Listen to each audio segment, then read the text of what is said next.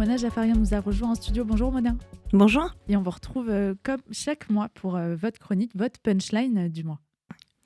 Bonjour à tous, je suis très heureuse de vous retrouver. Bon non, si je dois vraiment être honnête, j'ai presque pas dormi de la nuit parce que j'ai scrollé sur mon téléphone et vous savez ce que c'est, d'une vidéo à une autre, puis à une autre et in fine on a perdu 3 heures de sa vie sans avoir vu le temps passer. Je me suis enfin mise à écrire ma chronique à 2h44 du matin et j'ai décidé qu'on allait débriefer ensemble de ce que je venais de voir sur Instagram. Alors j'ai commencé en fanfare. Je suis d'abord tombée sur une étudiante en kéfier à une conférence de presse sur un campus à New York. Bon, scolarité à $200 000 l'année quand même, qui nous expliquait très sérieusement qu'elle souffrirait bientôt de famine à cause du blocus imaginaire qu'elle s'auto-infligeait et qu'elle appelait le monde à leur larguer des vivres pour les sauver. La nana vivait tellement intensément son militantisme qu'elle avait l'impression d'être elle-même à Gaza.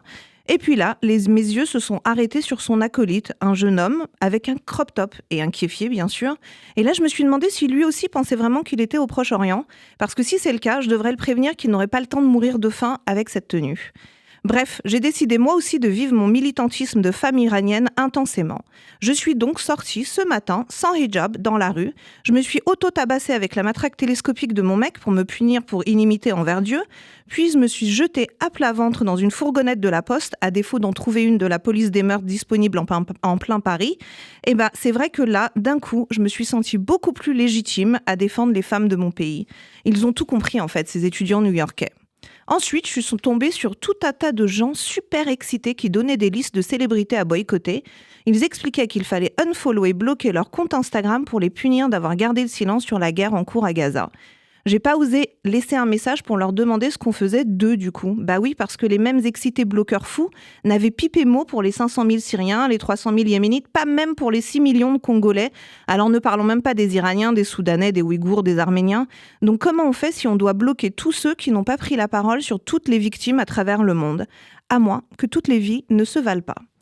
Ensuite, je suis tombée sur la story d'une influenceuse qui portait un nom très rigolo, Poupette, et qui expliquait à ses 1,3 million de followers dans le plus grand des calmes qu'elle ne travaillait pas avec des juifs et qu'elle ne le ferait jamais, et qu'elle n'aurait jamais de relation avec des marques ou des sociétés tenues par des juifs. Au-delà d'un petit air de déjà-vu de 1939, qui la prévient que son outil de travail qui lui permet de vivre à Dubaï et accessoirement aussi de poster des vidéos d'une grande utilité publique appartient à un juif, sauf si elle pense que Zuckerberg est un japonais shintoïste. Et enfin, j'ai vu une vidéo du GUD, organisation néo-fasciste ayant comme loisir de tabasser de l'arabe. C'était une vidéo en soutien des combattants du Hamas. Et là, je me suis dit que le juif pouvait même pousser des islamistes et des néo-fascistes à se galocher d'amour. Et on a encore des doutes sur la capacité de Moïse à avoir ouvert la mer en deux. Bref, tout ceci m'a amené à une conclusion. Et comme je suis sur RCJ, j'en profite pour faire ma demande officiellement à la communauté juive. Accepteriez-vous que nous fassions croire au monde que les mollahs sont juifs ? Non, parce qu'entre nous, quand vous êtes impliqués, tout le monde s'y intéresse. Et nous, on crève depuis 45 ans sans émouvoir personne. Et puis de toute façon, on vous accuse déjà de tout et n'importe quoi, même du trou dans la couche d'ozone. Alors rendez service aux Iraniens, déposez l'équipa pour des turbans. Merci d'avance.